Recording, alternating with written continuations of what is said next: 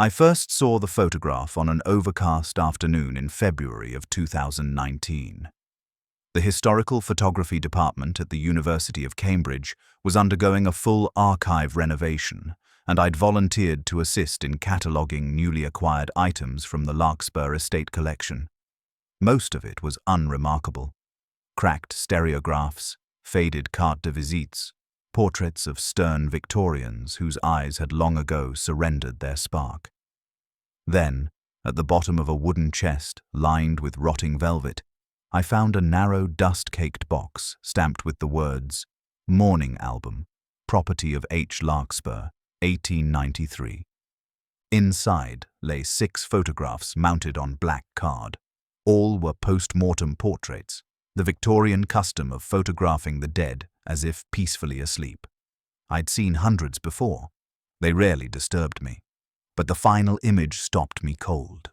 It was a cabinet-sized print, perfectly preserved, depicting a man, a woman, and a baby laid together in a single coffin. The man wore a dark mourning coat, his hands folded neatly. The woman rested beside him, her face serene, her head tilted slightly toward his shoulder.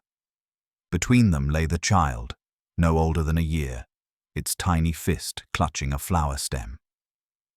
At first glance, it seemed like a typical family mourning tableau, the kind commissioned by wealthier Victorians to honor those taken by disease. Yet something about this one felt too composed. The faces were luminous, not waxen. The woman's lips still retained a faint trace of pink. Even stranger, the photographer's mark, Benedict Studio, Leeds, had been partially scratched out, as if someone had tried to erase the origin entirely. I remember leaning closer beneath the lamplight, tracing the delicate embossing around the edges, and that's when I saw it. Along the inner rim of the coffin, near the lower right corner, something darker bled through the sepia tone, a blur, almost like a shape pressed against the inner silk lining. At first I thought it was deterioration, but when I tilted the photo slightly, the light caught it at a new angle, and the blur sharpened into the distinct outline of a hand, not one belonging to any of the 3 bodies. It seemed to be pressing upward from beneath them. I laughed nervously, told myself it was just shadow play. But the longer I stared, the clearer it became. There were 5 fingers, and they were inside the coffin. Later that evening, I entered the image into our digital database, labeling it Larkspur 1893 PM3. The accompanying estate papers described the photograph only as the Larkspur Memorial Portrait, taken following a tragic domestic illness. No names, no photographer's records, beyond that faintly erased studio mark. Curiosity has a way of multiplying in the dark. I stayed long after the other archivists had gone home, scanning the print at high resolution. When magnified to 200%, the photograph's background, the velvet casket lining, the floral arrangements, the funeral cloth beneath their heads, revealed something deeply unsettling. The texture behind the father's shoulder wasn't cloth at all. It was wood grain. Not the casket wall, but floorboards, vertical, running behind their heads like a backdrop, as though the photograph had been staged somewhere other than a mortuary. And along those boards, half erased by the exposure, were faint vertical markings, the kind made by fingernails. I shut off the scanner. Over the next few days, I researched the Larkspur name. Estate records placed them near Whitby, North Yorkshire, an isolated manor surrounded by moorland. According to the parish register, Henry Larkspur, aged 36, his wife Eleanor, aged 28, and their infant son Thomas, all died within 3 days of each other in October 1893. Cause of death: asphyxiation due to coal gas leakage. A domestic tragedy. The newspapers from that month corroborated the details, though one article from the Whitby Gazette added a strange note. The attending physician reported evidence of unusual lividity, inconsistent with ordinary suffocation, though no further inquiry was deemed necessary. It was enough to stir something in me. I applied for a travel stipend through the department to visit the Whitby archives. When I arrived, the clerk, an elderly man named Wilkes, led me to the parish ledgers stored in a climate-controlled basement. The ink was brown with age, the pages brittle as dried leaves. The entry for October 1893 had been amended twice. The original death certification for Eleanor Larkspur listed possible poisoning. It was later crossed out, replaced with coal gas exposure. And beneath both, faintly penciled in a different hand, were two words: not simultaneous. I next turned to the name scratched from the photograph: Benedict Studio. Leeds directories listed a Samuel Benedict, photographer, active between 1889 and 1894. I traced him through census data to an address above a clockmaker's shop. The building was still there, its facade unchanged, but the ground floor now a cafe. The owner, a young woman polishing glassware, humored my questions. "Benedict?" she said. "Oh, the man who supposedly went mad." "You're not the first to ask." She directed me to a local historian who specialized in early photography. His name was Dr. Martin Caldecott, a quiet, bespectacled man with a passion for Victorian superstition. When I showed him the Larkspur print, he went very still. "I've seen one other," he said finally. "A private collector brought me a daguerreotype years ago. Similar composition, same studio mark. The plate was ruined, but I recognized Benedict's style. He specialized in living dead composites. He explained the technique, taking separate exposures of living subjects and deceased ones, then merging them through double exposure to create the illusion of an intact family after loss. Macabre, but common," he said. "Still, your photograph is different. The exposure time's too short for blending. This was a single shot." "So they were all dead?" I asked. Caldecott frowned. "Perhaps not all. Back in Cambridge, I retrieved the glass plate negative stored with the photograph. Victorian plates were delicate, often bearing traces invisible to the print. Under low light, I examined it through a loupe. The fine emulsion revealed something I hadn't seen before. In the lower left corner, just beneath the baby's chin, a sliver of text had been etched directly onto the plate itself. I used a magnifier and read aloud. "She wouldn't close her eyes." I dropped the plate. The following morning, I returned to find the lab colder than usual. The digital scanner's temperature log confirmed an unexplained drop of 4 degrees overnight. Nothing else had been disturbed, except the Larkspur photograph, which lay face down on my desk, though I had locked it inside a protective sleeve before leaving. When I flipped it over, my heart stuttered. The image looked brighter. The coffin interior appeared washed in lighter tones, and the mother's head had shifted slightly toward the camera. Her eyes, once serenely closed, now seemed half open. Determined to trace the truth, I returned to Whitby. After hours of searching, the archivist uncovered a small, unindexed volume, catalogued as Private Diary of E. Larkspur, 1892 to 1893. The ink had bled in places, but the handwriting was steady, elegant. April 19th. Henry insists we sit for a photograph soon. He says the light is fading quicker these days, though the season is barely spring. June 4th. The child cries whenever the lamp is lit. Nurse says he watches the wall and follows something I cannot see. August 27th. Henry says he hears footsteps under the floorboards. He jokes it must be the dead gas workers. He does not laugh after saying it. September 15th. Benedict arrived. He brought the coffin with him, said it was for preparation. I told him Thomas is still alive. He smiled and said, "For now." The final entry was dated October 3rd, 1893. The air smells of iron again. Henry says it's from the pipes, but I know better. Something waits for us below. He says the photograph will make it right. that it will hold us together no matter what comes. Caldecott contacted me a week later. "You'll want to see this," he said. He had located a surviving cylinder recording attributed to Samuel Benedict, one of the earliest sound experiments linked to photography. We met in his dim office, where an antique phonograph sat on the desk. He lowered the needle, and a faint hiss filled the air. Then a man's voice, quavering. "Larkspur. She will not stay still. Her eyes. Oh God, her eyes." A scrape, a clang, and silence. Caldecott looked pale. "This cylinder came from an estate sale near Whitby," he said, dated October 1893. At this point, the rational world began to unravel.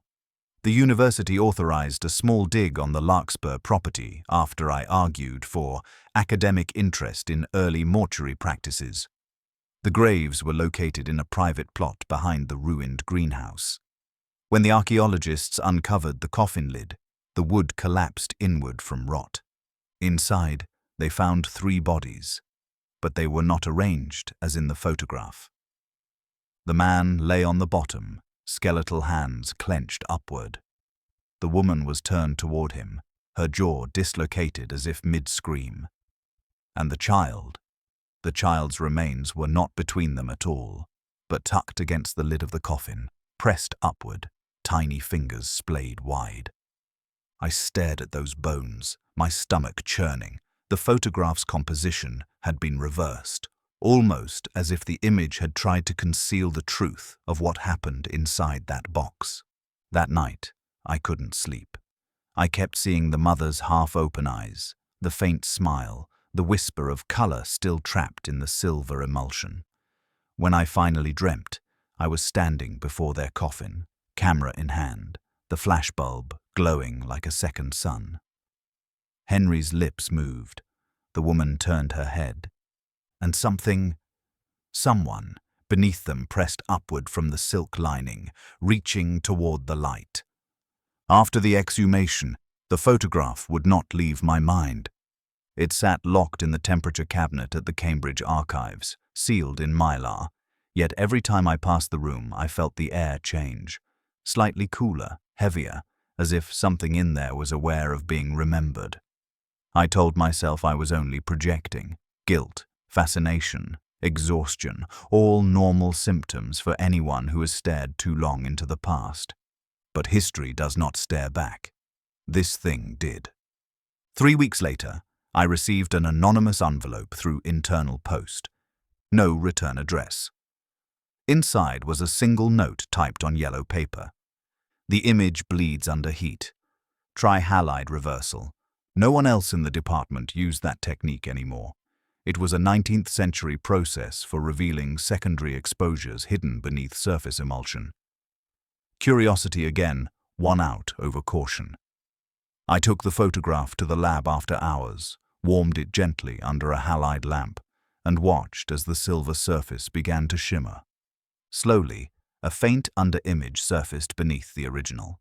It showed the same coffin, same bodies, but from a slightly different angle, as if the camera had been moved between 2 exposures. Only one detail differed.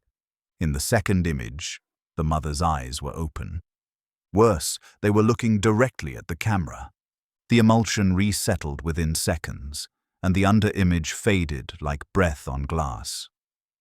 I sat there shaking, realizing I had just witnessed something that technically could not exist, a variant exposure embedded within a single print. I pulled the photograph from the light, sealed it again, and wrote a long, frantic note to Dr. Caldecott. He never answered. A month passed before his assistant contacted me. "Dr. Caldecott's been missing since the 1st of June, she said.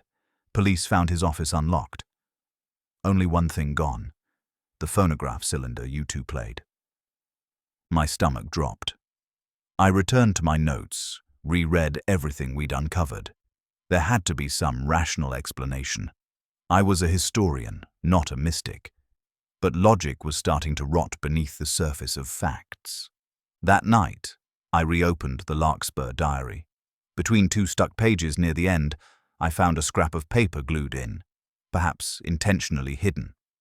On it, written in Eleanor's delicate script, "He says the voice comes from beneath, not above." I told him it cannot be her. He says the child answers in the pauses. I turned the photograph over again and again, searching for any sign of the child's answer. The shadows beneath its chin seemed deeper now. The print almost pulsed with faint warmth. And then I saw it, etched faintly in the coffin lining, only visible at a certain angle, small indents forming the words, "Still here." 2 nights later, the department's fire alarm went off at 3:17 a.m. I arrived before security did. The alarm originated from the cold storage room, Section C, Shelf 9, where the Larkspur photograph was kept. The glass of its storage case had cracked from the inside. The humidity monitor registered a sudden 100% spike for 20 seconds, as though moisture, breath, condensation had filled the sealed case. When the lights flicked on, the photo appeared unchanged. But the reflection in the glass showed something wrong. In the reflection, the mother's eyes were open again. I turned off the lights, turned them back on. Still the same. When I looked directly at the print, her eyes were closed. Only in the reflection did she look awake. After that, I began to hear noises, the faint hiss of developing fluid when I entered the lab, the click of a camera shutter, though every camera was packed away. Once, I woke at my flat to find the scent of coal gas lingering near my bed, the exact smell described in the death report. I took a leave of absence soon after. In August 2020, a collector from York contacted me through email. He claimed to have another Benedict photograph, one that completes the set. The image, he said, came from an estate sale near Leeds and depicted the same couple, but alive. I hesitated for days before agreeing to meet. When he unveiled the daguerreotype, my knees nearly gave way. It was unmistakably Henry and Eleanor Larkspur, alive, seated side by side, holding the infant. Their faces were pale but animate, their gaze fixed forward. And between them, propped upright on the table, was a small framed photograph. The photograph inside the frame was the coffin portrait. It made no sense. The mourning photograph could not have existed before their deaths, yet here it was, clearly held in their living hands. I asked the collector where he'd acquired it. "Estate of Benedict himself," he said. "His last client before he died." He paused. "Look closer at the reflection." I did. In the glass protecting the inner framed photo, faint and reversed, was the ghostly image of another figure, someone standing behind the seated couple. The shape was blurry but human. I counted the fingers resting on the man's shoulder. There were 6. I went back to Whitby one final time. The Larkspur house still stood, half collapsed, hidden by bracken and wind-twisted oaks. The locals called it the gas house, said the land was cursed, said lights still glowed behind the boarded windows on cold nights. Inside, everything was the color of soot. The walls were lined with peeling wallpaper patterned with ferns, exactly like those in the casket photograph. In the main parlor, I found a faint square of discoloration on the wall where a large frame must once have hung. Something white protruded from beneath the floorboards. It was a fragment of photoglass, broken cleanly in 2. When I held the halves together, the image reformed. A corner of the coffin portrait, showing only the father's sleeve and part of the lining. Across the glass, written backwards as though etched from inside, were the words, "Do not open." The wind shifted then, and somewhere above me a door slammed. I told myself it was air pressure, nothing more, but the sound that followed was unmistakable. A soft click, like a camera shutter. Then a second click, closer. I turned around. The parlor was empty, but the faint smell of developer fluid hung in the air. When I returned to Cambridge, I decided to scan the coffin photograph one final time. I wanted proof that everything had a rational explanation, that what I'd seen could be measured, recorded, dissected by technology. The scanner light passed slowly across the print, and the monitor filled with its familiar sepia tones. Then, midway through the scan, the screen glitched. Static rippled across the image. When the final file appeared, I leaned closer. In the digital version, the coffin lid was open wider than before. The flowers had shifted position, and between the mother and child, there was now a small gap of darkness that hadn't existed in any previous copy. Within that shadow, faint outlines emerged. Another hand, another face, pale and featureless, pressing upward from beneath. Its mouth was open. When I checked the negative itself, the alteration wasn't there. Only the scan showed it. The computer had somehow captured something invisible to the eye. I deleted the file, but the system refused. The progress bar froze, then a new folder appeared automatically on my desktop. It was named 1893_RETAKE. Inside was a single image, my own reflection staring back, but behind me, faintly visible in grayscale, was the outline of the coffin photograph. And in that image, the lid was open. A week later, I received a brown envelope, postmarked from Whitby. Inside was a sheet of thin, antique paper covered in faded ink. The handwriting was careful, deliberate, 19th century style. It read, "To whoever studies our likeness next, you must know that we were alive when the shutter fell. He told us it would keep us together. He said the air would not last long, but the light would.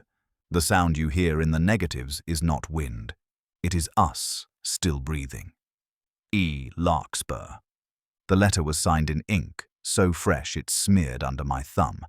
I tried to report everything to the university, but by then, the archives had already sealed the Larkspur collection. "Pending preservation audit," they said. No access, no discussion. Within a month, the cold storage room was emptied. No one would tell me where the items went. Late one night, however, I received an alert from the university database. An automatic backup had occurred for Larkspur 1893 PM3. The system shouldn't have been able to do that. The file had been air-gapped. I opened the archive viewer. The photograph loaded slowly, each pixel crawling into existence.